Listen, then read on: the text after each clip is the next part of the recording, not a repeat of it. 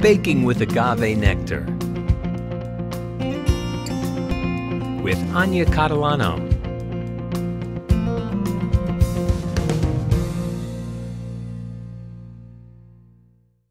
Hi, I'm Ania Catalano, author of Baking with Agave Nectar cookbook, and we're here today making one of the recipes out of my book called the Amazing Black Bean Brownies.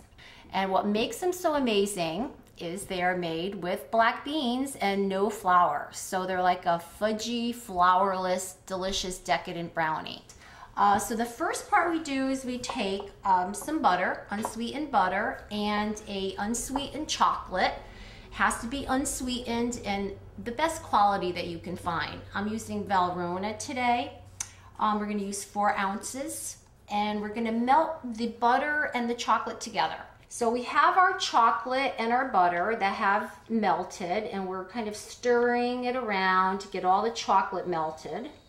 What we have here is we're going to add 2 cups of cooked black beans that I have freshly cooked, and I've cooked them until they're very soft. Actually a little overcooked for other recipes, like a black bean salad, for instance, because you want them very soft so they can get very blended and creamy in the food processor. So there's no traces of little beans in your black bean brownies because we want it to be a secret.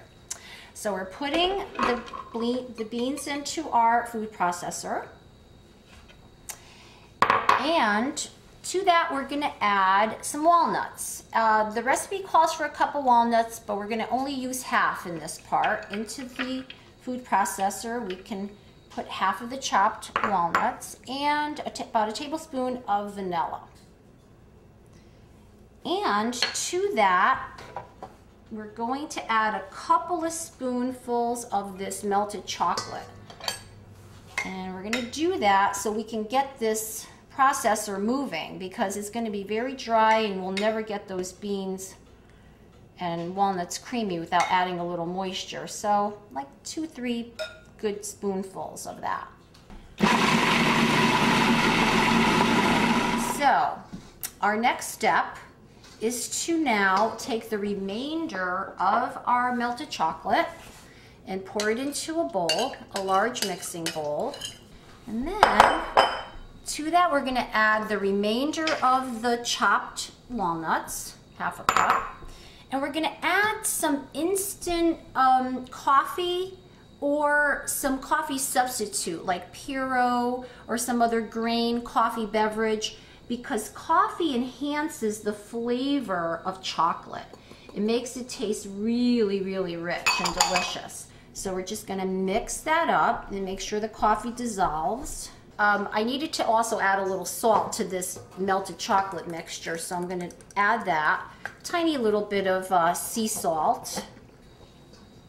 Okay, so we have our melted chocolate mixture with our walnuts and our instant coffee. And now we're going to add our bean mixture to this. All right, I have all of our bean mixture. And now we're going to stir this around. And the smell of it is incredible.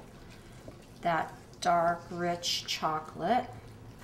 So this is all blended. And we're going to put this aside for a second. Okay, so our final set of ingredients are eggs and the agave nectar sweetener. So the first thing we have to do is beat our eggs. Okay, so our eggs are beaten until they're fluffy. And at this point we want to add our agave nectar. So today I'm using agave. It's actually a new agave nectar that I've discovered. It's really wonderful, and it's actually the lowest glycemic index of all the agave nectars out there, of 17, which is great if you have blood sugar issues or hypoglycemic or diabetic. So we're using a cup and a half of light agave, which is the most neutral of them all.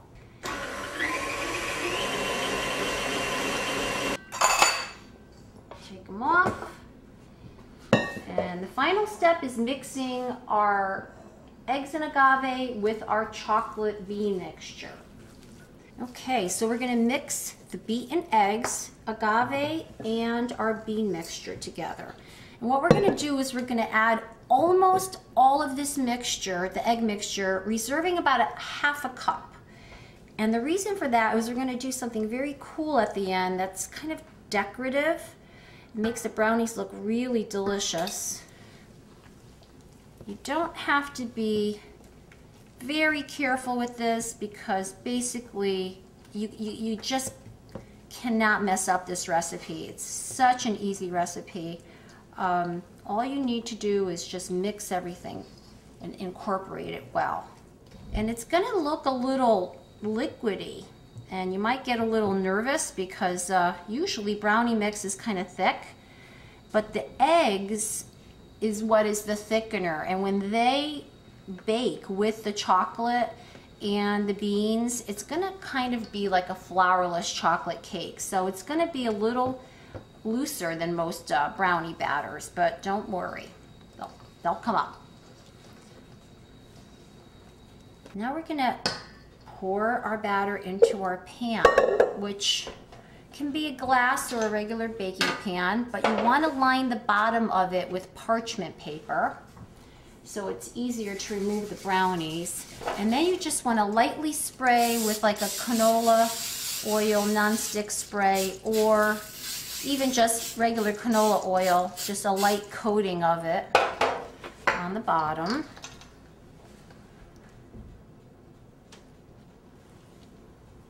Shake the pan up a little bit here, get it all even.